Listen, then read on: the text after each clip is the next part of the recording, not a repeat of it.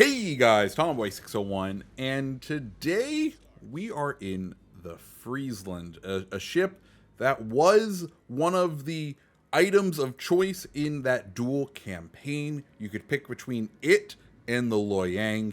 The Loyang had its time in the spotlight. It came back for global XP, but the Friesland remained elusive until this update. So today we're going to be taking a look at the Friesland, my build for it, and talking about, is it worth to spend your hard-earned 750,000 global XP if you didn't pick it up previously? So what is the Friesland? Well, it's a tier 7 pan-European destroyer, making its return to the store with the pan-European ships. And, well, it's the king of Daka Daka, the emperor of the gunslingers. It is all about shooting its guns, but it has no idea what a torpedo is. It is a destroyer that only has guns, so you do have to adopt a specific playstyle while using it. As far as other quirks and features, you have an ultra-long smoke screen, a decent sonar, and an engine boost. As far as what my commander is, well, I'm running Conrad Helfrich, the cruiser commander, or the universal commander for this line, mainly because I've changed my Swirsky up so much to run with the main line. I want to be able to differentiate them and have builds that are more tailored to them.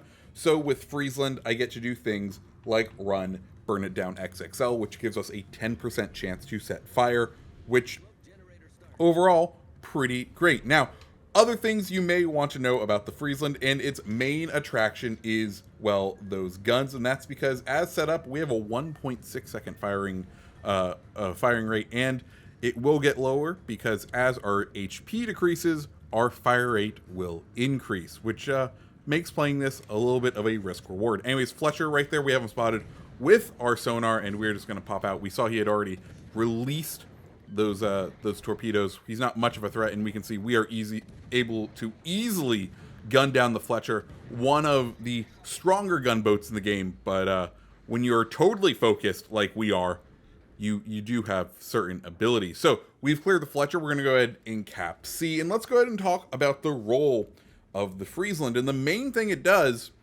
is clear enemy destroyers. That is, it's bread and butter, and then it becomes sort of a support ship because it is kind of hard to sink other enemy ships when you do such small damage with your guns, or when your guns don't really do any damage to enemy ships because of armor, and you have to rely on things like fire. So we've gone ahead, cleared out C. We know where the next destroyer is, right? We've seen him spotted. He's kind of put up a sign saying, hey, I'm over here. Check out my smoke screen. And we're going to continue our role as the Friesland and go hunting for that other destroyer. And that's the role the Friesland excels in. Can it do big damage? Not really. It does have an opportunity if you can get on the right flank to load HE or AP and do some decent damage, like chip damage over time to larger ships. But the main role, its bread and butter, is to go ahead and hunt down destroyers. And if you're running someone like Swirsky and you go with the mortar build with persistence or with twist and track, it becomes a very effective destroyer. Just something you do have to be known about and worried about is the fact that you don't have torpedoes, and a lot of people know that you don't have torpedoes when you're in the Friesland. So what tends to happen is people aren't afraid of you like they would usually be afraid of a destroyer, right? What keeps an enemy battleship from pushing into a smoke screen? It's not your guns, it's your torpedoes. And if an enemy battleship knows that you smoked up from him like 6 kilometers away, he knows you have no huge recourse in order to alpha strike him down and just eliminate him from the game. He knows you have to do chip damage. So he can feel free to push in. So that is just something you kind of need to be aware of. Anyways, we are desperately trying to land our shots on this Akatsuki. As you can see, our base reload has been reduced down to about 1.5 seconds, I believe, with the boost from our perks or from our skills. And we are just trying to find the right amount of lead to get this Akatsuki. He's doing a very good job of twisting and tracking and moving his butt around. He goes down. Excellent. But now let's go ahead and take a look at the game. Let's survey what needs to get done, because we are a little behind, to say the least. We have 4 ships remaining, and they have, 7. So we have some work to do. So what is our plan? Well, we know the enemy destroyer, which is, once again, our biggest role. Take out those enemy destroyers. We know he is out at C, or he's out at A. We want to start moving towards him because we know he's also probably going to be the advanced party when it comes to coming over this way.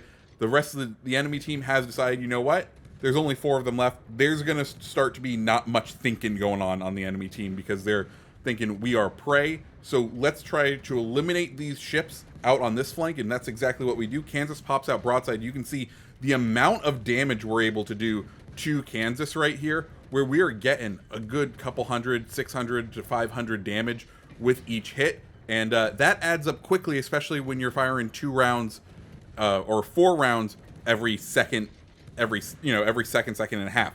It adds up quick. He starts to turn in. We did manage to farm off of him a little, and we'll go ahead and switch over to HE relatively soon, I think. But Kansas, realizing that he is kind of in trouble now, right? He kind of pulled out. He had full health, and well, now he doesn't. Now he's very much on the back foot, and we are moving into C first because we want to screen for that other destroyer, and 2, we kind of want to be the front line, and that's exactly what we're doing here. We're going to leave our cruiser and our battleship, who have kind of tucked up against that island. We'll leave them there. We can kind of move to this mid position where we have a little bit of cover we can move in and out of to start spotting and try to get them an idea of what's incoming and what we have to face in order to win this battle. So 1 pops up, we get the detected on the enemy cruiser. We get spotted, which tells us up there is an enemy destroyer coming in. We go ahead and pop our sonar just in case he launches torpedoes,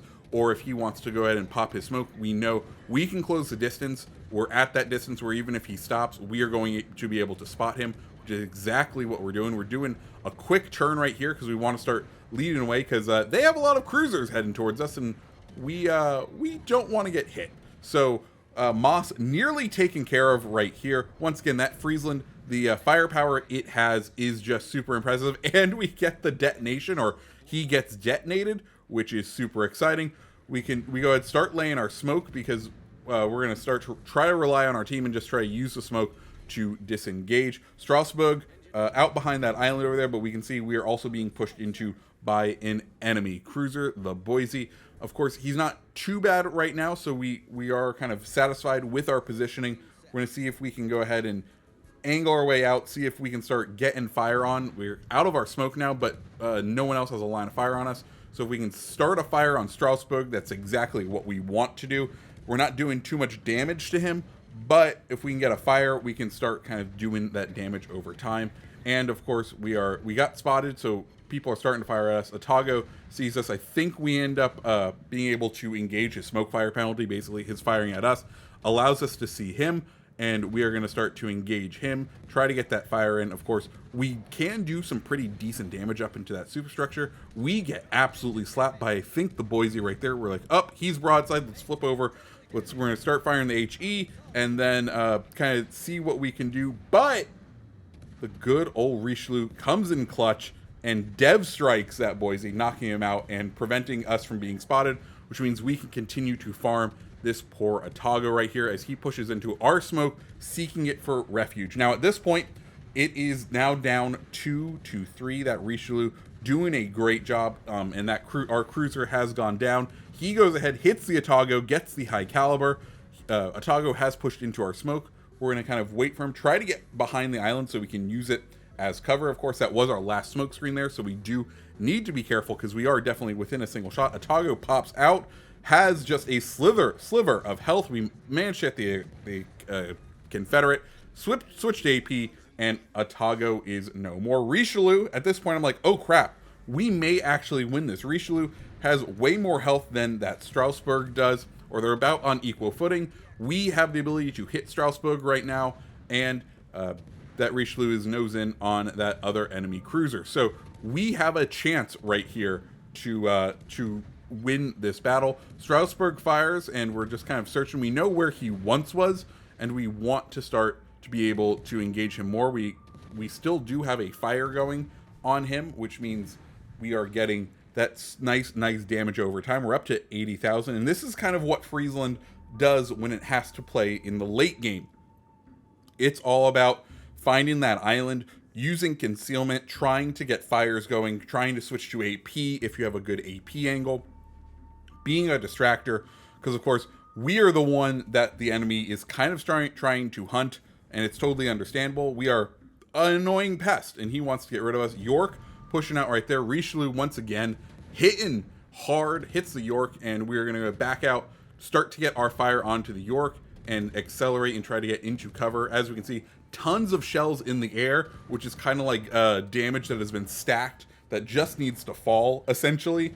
And that is the nice thing, is if he doesn't maneuver, if he keeps on track, he's going to take a good chunk of that damage. Gets hit once again, and sadly we are going to yoink this kill from the Richelieu, but at this point I think it's all just fair game because we want to win. And Richelieu, while a faster firing battleship, not like a cruiser. York thinks he's safe, gets behind the island, ends up getting taken down, and now it is the Richelieu in Strasbourg, and we need to go. So Strasbourg, we end up lighting him on fire in that opening salvo. Strasbourg takes a big hit. We get a second fire. He goes ahead and damage cons, which means now it is open season. We get the high caliber. We want to get another fire because we want to get a permanent one stacked on Strasbourg. At this point, damage control bar should still be going. Strasbourg knows where we are, goes ahead, fires that salvo away, and well, does a little bit of our damage, but we're like, okay, Strasbourg able to hit us. We get the first we get a permanent fire on the Strasbourg right there, which is what we were aiming for, and we go ahead and continue. Now that we have it on his tail, we want to get it in mid or in the forward section of the Strasbourg. Strasbourg fires again. We turn in. I know I do this terribly where I literally turn in. We're like, oh, and now we have no health. Okay, let's start playing this a little more strategically. We are going to sit and see, and if necessary, there isn't enough time for us to really win on points, so we are going to stop firing, try to drop off radar, but then Strasbourg continues his port turn, and his turrets are still facing off to his starboard. So like, oh wait, he can't shoot at us anymore. We are going to just go ahead and engage him, and we start firing AP, and we realize, oh, AP is a bit more effective on the Strasbourg's desk. We take him out for the arsonist, and let me just say, without that Richelieu, we would not have won. We end the match top of the scoreboard, 4 kills for I think we're at what, 3,409 damage, and the next thing we do is head on and tell the Richelieu GG, because without that Richelieu, there is no way we would have won that game. As far as my final conclusions, Friesland, is it worth the buy still? Yeah, it's a fun ship. Don't rely on it to be your one and only tier 7 premium DD, but is it a unique way to play, and is it fun? Yeah, don't expect to carry in the ship. It is a little bit more of a support ship, but do expect to enjoy yourself. So, guys, if you liked the video, go ahead and hit the like button, hit the subscribe button, and I hope you have a great rest of your day. See ya.